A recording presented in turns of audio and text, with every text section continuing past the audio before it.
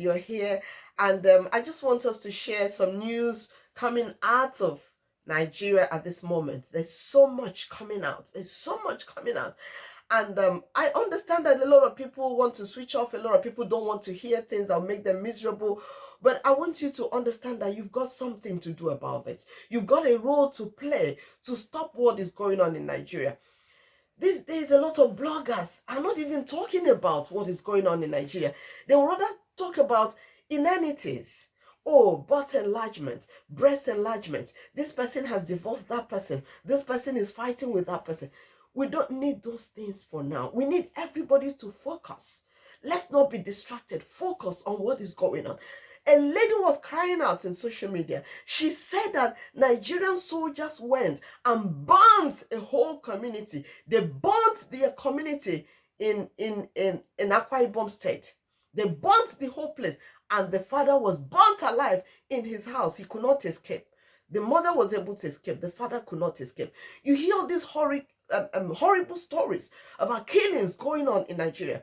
The sad part is, while the bandits are doing more killings in northern Nigeria, the soldiers have been dispatched. They've pulled them away from northern Nigeria, from where the serious war is really taking place. They pull them to the south, where there's relative peace, and these soldiers are causing mayhem, causing wanton destruction, raping women, and killing innocent youths.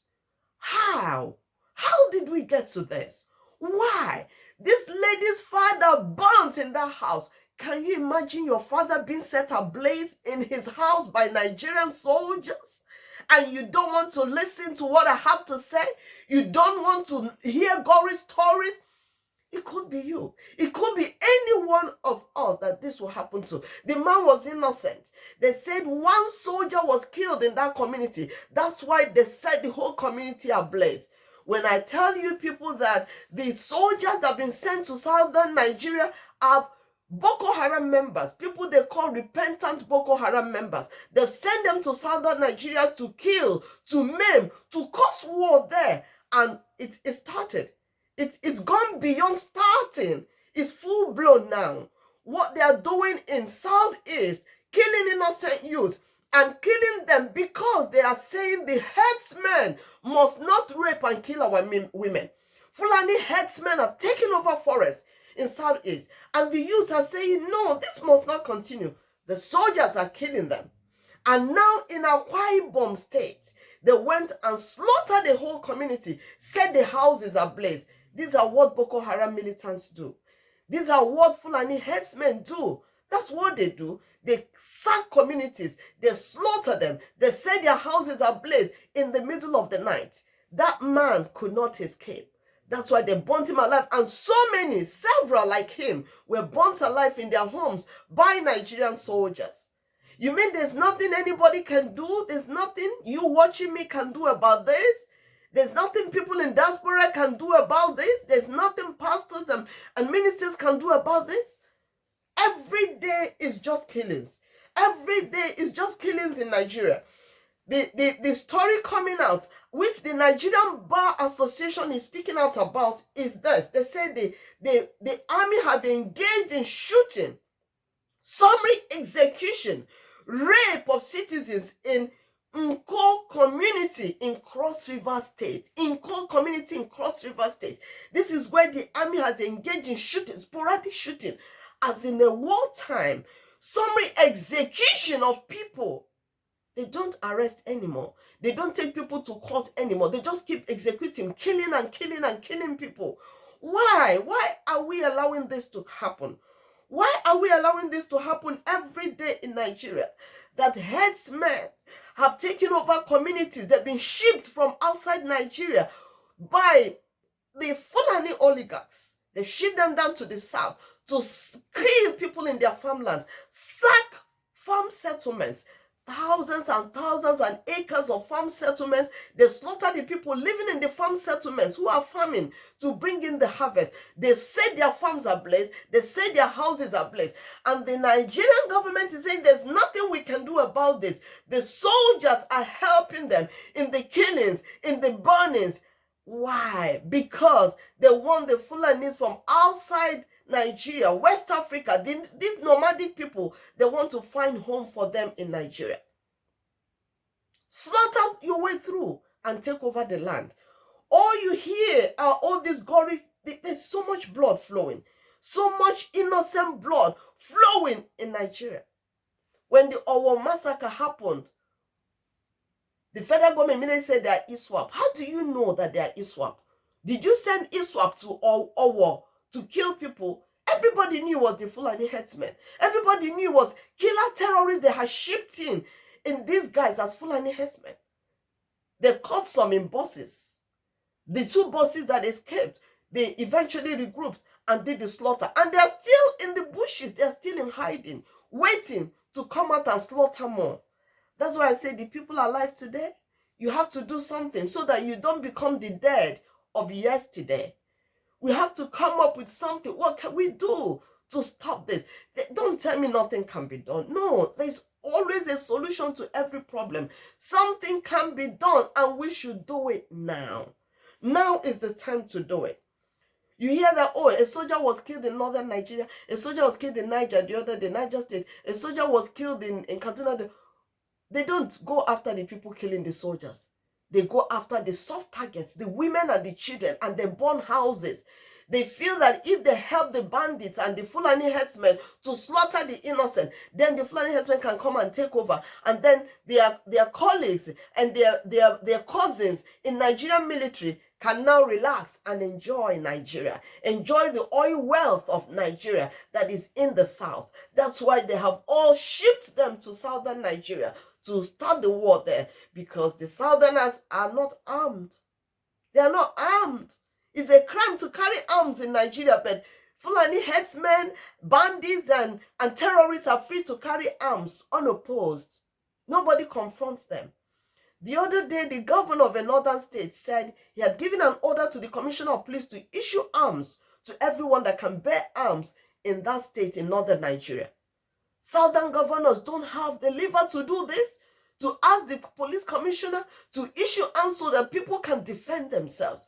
Vigilante groups and hunters can defend themselves. They can enter the forest and flush out the people living in the forest, using it as a base where they keep kidnapped victims and slaughter those that are unable to pay ransom. All the commissioners of police in southern Nigeria are all Fulani men. They are Fulani men, and their job is to protect the Fulani killers that have taken over southern Nigeria. For how long is this going to continue? Just because the Fulani man is commander-in-chief in Nigeria, he says there's nothing he can do about the killings. There's nothing he can do. The Boko Haram militants have just been incorporated into the Nigerian army. So even if a new regime comes tomorrow, the army is made up of Boko Haram, repentant so-called Boko Haram militants. What will that person do? You know, when people are talking about election, I'm like, can't they see what I'm seeing? Can't you see what I'm seeing? That the whole idea is to either enthrone another Fulani man or cause war and mayhem, slaughter any resistance, and take over the land. Can't you see that it's impossible? From the way I see it, there's no way there's going to be a free and fair election. There's no way. Even if that mistakenly happens and somebody that is not of Fulani stock is voted into power, those people in the forest will come out and slaughter. They say their job is to do it. Immediately they are told, come out and start. They say, we are waiting for orders to be given to us. We'll come out of the bush and slaughter. Can you imagine somebody saying, we are paying Fulani men 400 million naira to allow us to farm and to live in our community? The day the 400 million naira finished, they were paying it as tax. That's what they're paying the Fulani terrorists, 400 million naira as tax. And Nigerian soldiers are there supporting these killers, supporting them, giving them cover, coming at their rescue. If any community resists, they set the communities ablaze. You mean there's nothing we can do? Your community could be next. They wrote a letter to villages in Plateau State. It was in the news the other day. They wrote a letter to villages in Plateau State and say, you better move out. 5 villages. They say, you better move out now or we slaughter. We're going to slaughter you and take away your villages. They wrote a letter. The police are aware of the letter. The Nigerian military are aware of the letter. There's nothing they can do. They don't want to do anything. All the weapons being given by the foreign government are in the hands of terrorists. All the weapons they're buying from America are in the hands of the Boko Haram militants in the Nigerian military. They will use it anytime. The other time, they bombed communities in Kaduna while the terrorists were killing on the ground in army uniform. They were bombing from the sky and killing the people that were not wearing army uniform. Who gives terrorists army uniforms? Who gives them? And just gives them a free hand to operate and do whatever they like. I just look at people in the South and I'm amazed that a lot of them are aiding and abetting what is going on. A lot of them, because of political power, because of greed, they are giving the Fulani killers a free way. Come and take this land in my state. Come and do this and that. Oh, you are our brothers. People that are killing you are your brothers. Killing people in the farms, in the villages, killing. These killings never happened until you open the door to these people. There was nothing like this kind of killings in the South until you opened the door to these people, until soldiers were dispatched, until they set up a stronger military base in Enugu, stronger than what was there before. These killings were never there. Unknown gunmen, unknown gunmen. You think the unknown gunmen cannot be known if we want to know them? They know who the unknown gunmen are. They know them, and they are not bothered. As long as they are causing so much wanton destruction of lives and properties. On my radio program the other day, I put a message, a revelation a woman had. She said more killings are happening. She said more killings are going to happen. The revelation she had. She said, those of us that can pray, let's start praying. She said, women, pray and weep. Pray and weep unto God. Churches, pray and weep. And as you're doing that, do what Nehemiah did. Form a security group, armed to the teeth, to be able to fend off these killers. The only advantage they have over you is that they are armed, and they are being supported with armory by the government. You can also arm yourself to defend yourself. Hunters are licensed to carry arms. So you raise hunters amongst you that will be licensed to carry arms and enter into the bush. Hunters hunt in the bush and be able to fish out these kidnap dens where people are slaughtered, where human beings, human parts are being dissected and harvested and then sold to occultists. We can't keep keeping quiet. We can't keep keeping. We have to speak up. We have to speak up. I hear a saying, there's a saying that says, before a man dies, he must at least shake body. You have to resist. You have to, no, come into your fatherland to kill you and slaughter you and take over your land. They don't just do that. They rape the women. They slaughter the pregnant. They open their bowels and kill the unborn. And they rape and impregnate some that are unable to do anything about it. When they pregnant them, when they have the baby, who is the baby? The baby is of the terrorist talk. That's what they are trying to do. They are trying to pollute the land. They are defiling the temple of God. Arise, prayer warriors, and pray. Arise, young men, hunters, be armed, and let's defend ourselves. Enough is enough. Southern Nigeria, you cannot allow them to turn south into north. You mustn't allow it. Come together, reason together. Those in diaspora, raise a voice for these people in Nigeria that are helpless. Raise a voice for them. Let the international community come to our rescue. What is going on is genocide. They want to eliminate the ethnic population so that the outside Fulanis can come and take over. Aren't you surprised? Aren't you shocked that every time your president goes on international forum, he says we are dealing with herders and farmers clashes? This is not herders and farmers clashes. People in the villages that are being burnt in their homes, it's not because of herders and farmers clashes. No, it's because foreigners are coming to slaughter their way through the land and take the land by force. That's what is going on. It's because a Fulani man thinks that he has to rehome all the Fulani nomadic cattle rearers and nomadic people outside outside of Nigeria who are not Nigerian citizens. He wants to rehome them in Nigeria. And the only way they can do is to slaughter their way through, burn people's homes when they are sleeping in the night, and burn them to ashes in their sleep. That's what they are doing. They're taking over villages and lands through violence, through murder, through slaughter, through rape, through kidnapping for ransom.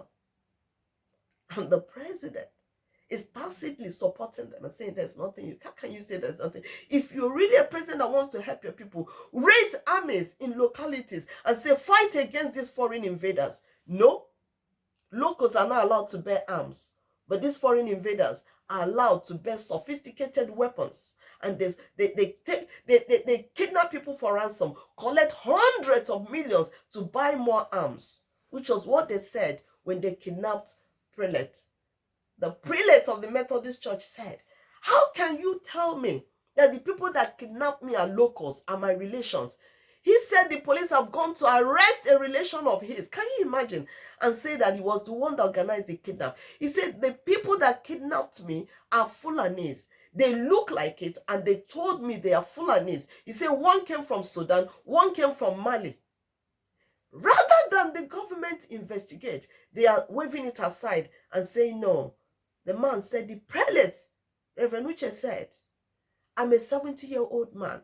Don't tell me I don't know what I'm talking about. He spent days in the forest with these foreigners, foreign Fulani terrorists from outside Nigeria that have been aided by the ones inside Nigeria. They want to change the narrative. When killings happen, they say it's ISWAP.